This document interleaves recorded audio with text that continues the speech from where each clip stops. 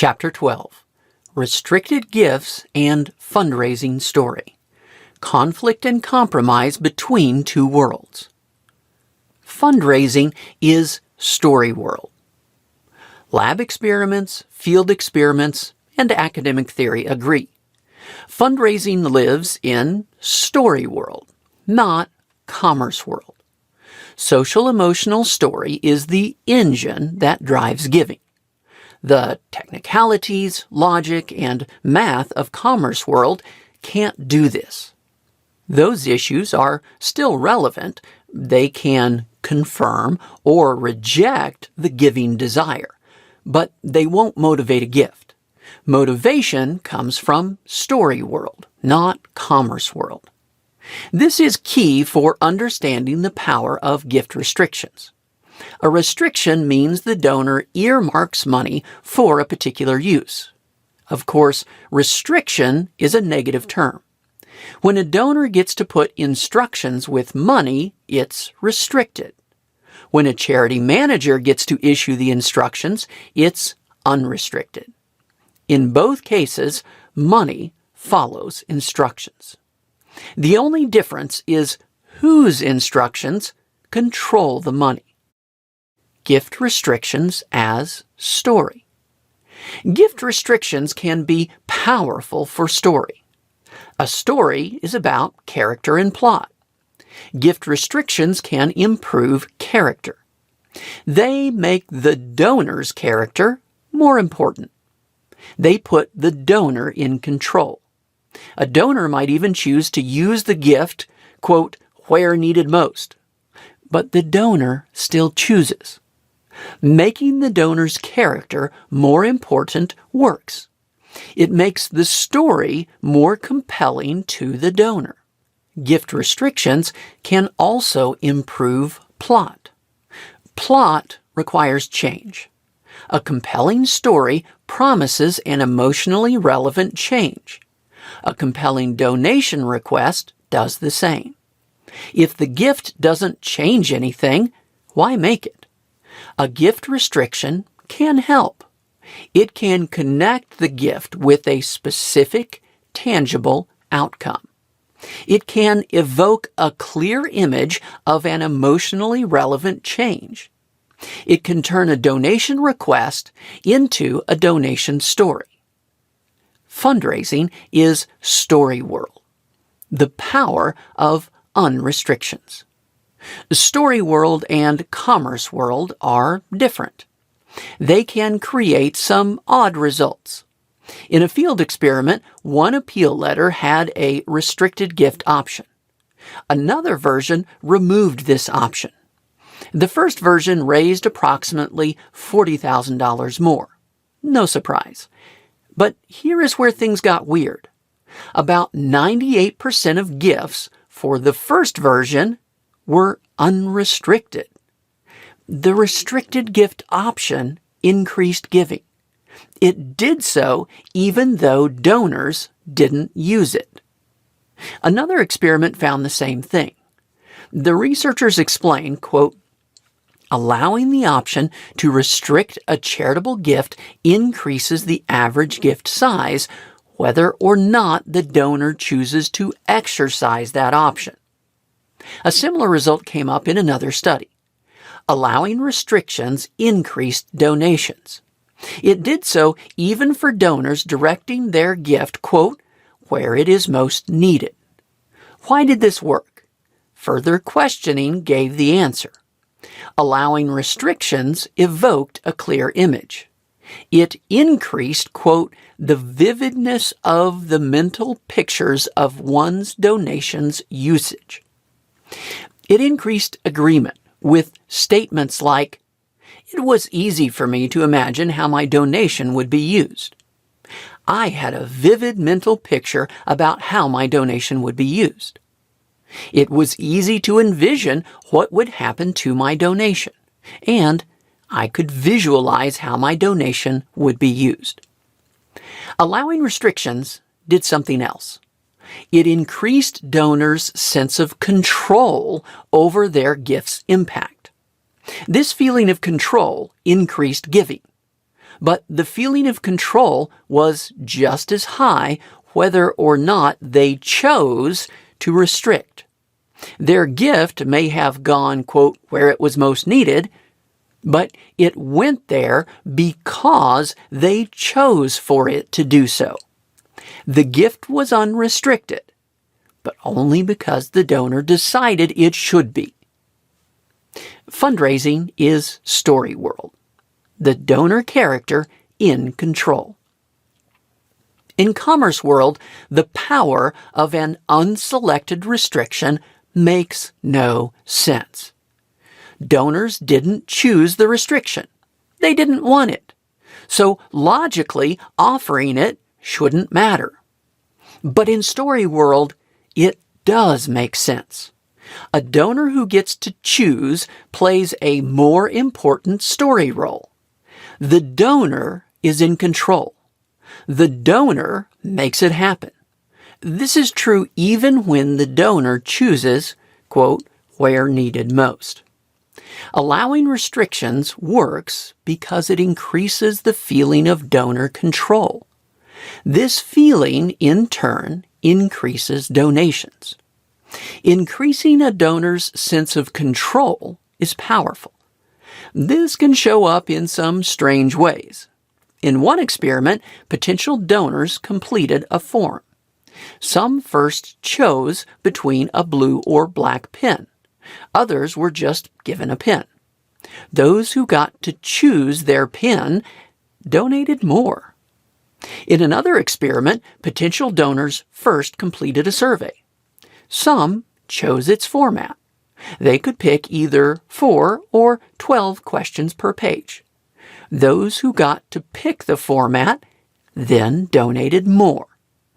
Why did these small changes work? They gave potential donors a greater sense of control. This feeling of control, in turn, increased donations. Giving donors control is powerful, even if it's just a feeling. A charity can choose not to offer restrictions, or a donor can choose not to use the offered restrictions. In accounting, these two results are the same. But in story, the results are different. The plot is different. The character roles are different. Thus, donations are different. Commerce world. Restrictions hurt impact. Gift restrictions can be great for story world, but they can be a problem for commerce world. Charity managers don't like them. They use a negative word, restrictions, instead of just instructions. To them, such gifts are annoying. They can think, the novice donor is trying to take control from the expert manager. It's silly. It's counterproductive. It's wrong. This is a reasonable argument, but it doesn't work for fundraising. Consider this. What if a family member responded like a typical charity manager? It might sound like this. Thanks for the tuition gift, Grandma, but I would prefer to spend it where needed most. I'm sure your goal is my happiness, and let's face it, I know a lot more than you do about that. You should really leave it to the expert. Just give me the cash. That talk probably wouldn't end well. According to economic theory, the grandchild's argument is correct. So is the charity manager's argument. The arguments might be true, but they still don't work. Story world. Restrictions help impact. For a donor, putting instructions with a gift is not negative. It's intended to increase the gift's impact. Experimental research supports this. Restrictions are most attractive to donors focused on their gift's impact. Restrictions are even more important if recipients are seen as less responsible. In experiments, this is true for gifts to other people or charities. Consider an irresponsible family member. You wouldn't want to just give them free cash. They might use it foolishly.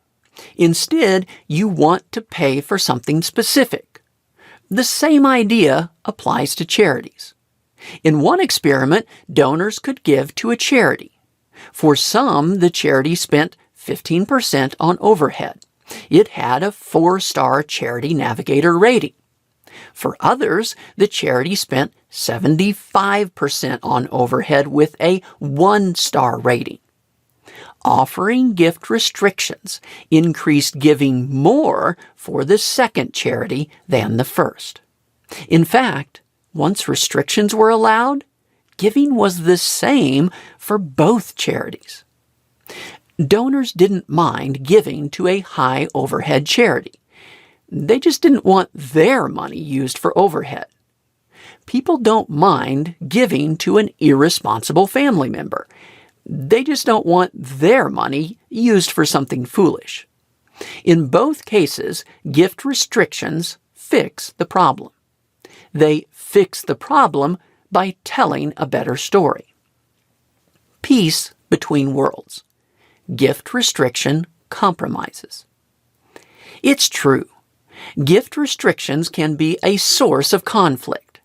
Charity managers hate losing control. But putting donors in charge raises more money. Yet, this doesn't have to be a zero-sum game. Often, both sides can be happy. Donor instructions can be powerful, but they're powerful as story.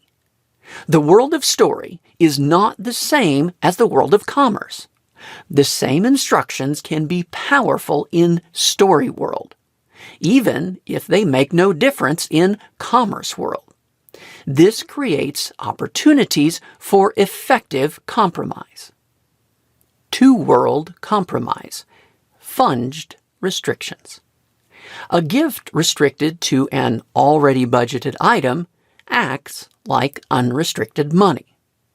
Professor Wes Lindhall explains some restricted gifts can be funged or transferred to other areas by budgeting differently. Restricted gifts tend to pay for interesting things. They don't usually pay for administrative expenses. But does this actually make a difference overall?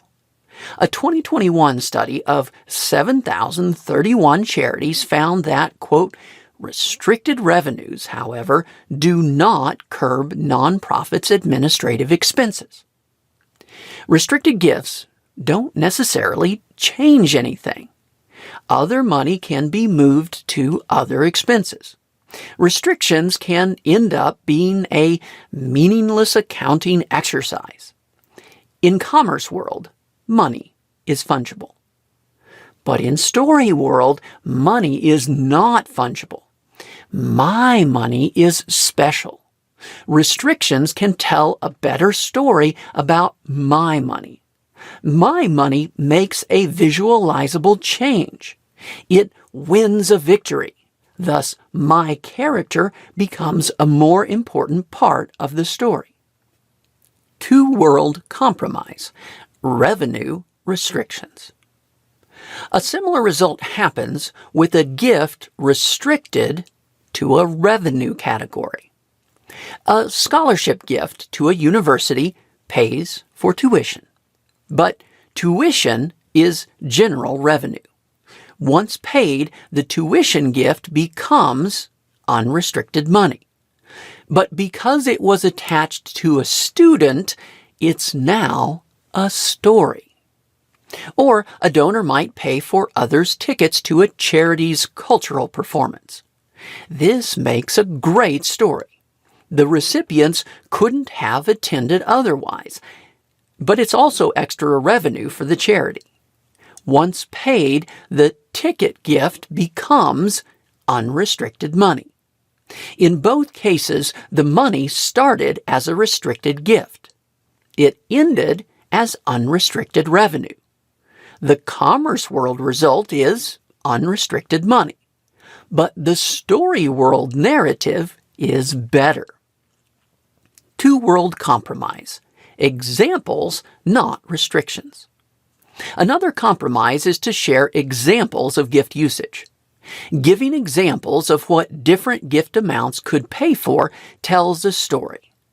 It can evoke a clear image of a gift's impact. But examples aren't restrictions.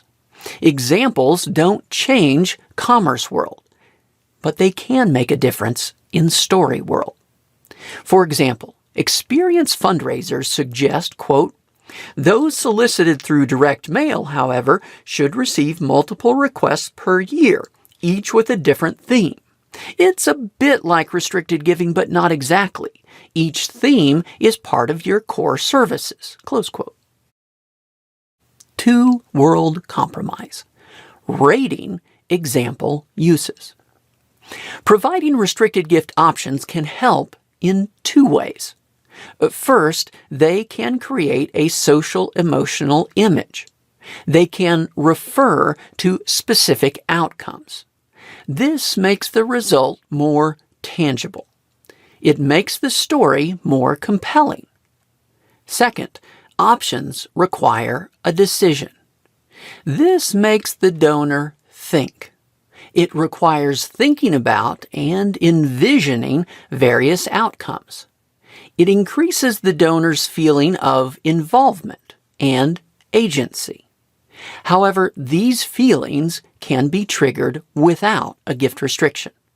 A donor can be asked to rate the importance of different uses or projects. In experiments, doing this increases giving. It works even when the gifts themselves are not restricted. Sharing examples of gift usage is not a restriction. Asking for donor opinions on gift usage is not a restriction. Yet, these are powerful. They can capture the story elements that make restricted gifts attractive. Two-world compromise. Combination restrictions.